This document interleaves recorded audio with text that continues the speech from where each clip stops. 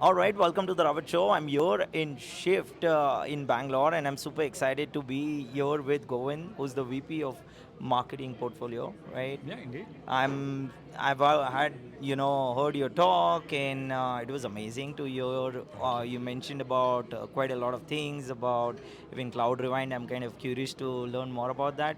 But just for audience, would you like to quickly introduce yourself? Tell us more about what's happening at Shift, and a little about your talk as well, Ah, please.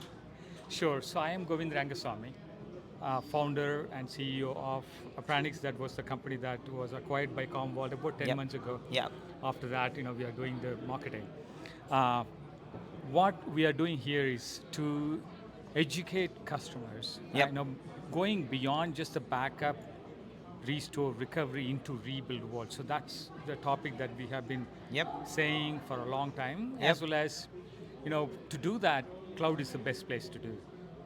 Yeah. And to do that, we have the technologies Hmm. that we can. So that's the speech, and hopefully customers are getting it. Hopefully they are learning something new. Yeah, I was seeing the crowd being excited about it, and obviously asking you questions later as well. So Okay. that is, I see that is a lot of interest that has kind of gathered with your I talks. was standing between them and their lunch, so probably that's why.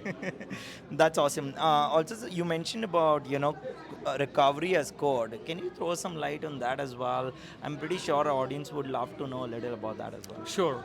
So what happens when you do the recoveries without the code? Hmm. When you compare that, you will have to write a lot of scripting, lot of manual processes, Yep. connecting the systems, and when to really invoke which script, and then really bringing up the data. There's lots of manual work, even though there is some kind of a scripting involved. Yes. Recovery as code completely removed that so-called run book, Okay. and it's codified it. In the Hmm. age of AI and in the age of cloud, you have to codify everything. Right. And that's what the recovery as code mechanism is, because it uses infrastructure as code Right. principles and the systems from the cloud for recovery purposes, Yeah. so that you can rebuild your environment really, really fast. Okay, that's pretty good insights. I'm kind of also curious since we are on this topic to know about how does automated discovery and dependency discovery kind of also enhance recovery capabilities. Do you have any thoughts on that? True. The whole idea is that if you do not know what you are running, Mm-hmm. it's a problem. How do you recover it? Yeah. Or even how to protect it. If you are not protecting it, you're not going to be resilient. So understand the resources that you're using Yeah. from an application perspective. Mm-hmm. So discovery, Yep. application mapping mechanism Yep. is very, very key. Yep. And the environments are changing a lot on the cloud. So Exactly. you should be discovering more, getting all the details of configurations and the dependencies between those services are very, very important. That's why we make it seamless, make it simple, and That make it continuous. Yeah, no, I think that's pretty good. I'm pretty sure a lot of folks who are cloud architects who are always looking out for something like this Yeah. kind of helps them a lot. Also, the AI piece. I'm pretty sure every customer that you talk to or every prospect that you talk to, they are always interested to learn more about how do we kind of also get the AI piece into the game. Hmm. What are your thoughts on that? There are three aspects to it. Mm-hmm.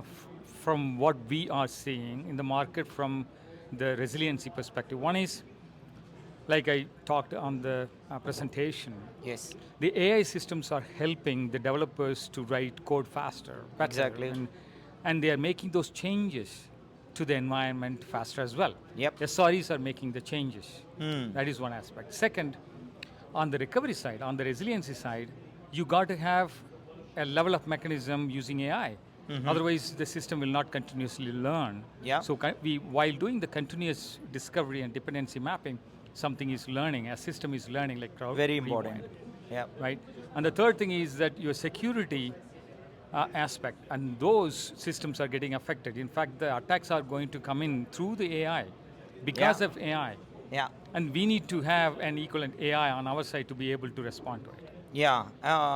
Fantastic 3 points that you mentioned. I'm kind of also curious because you also mentioned about Cloud Rewind. Mhm. How does that come to life with all of these aspects together?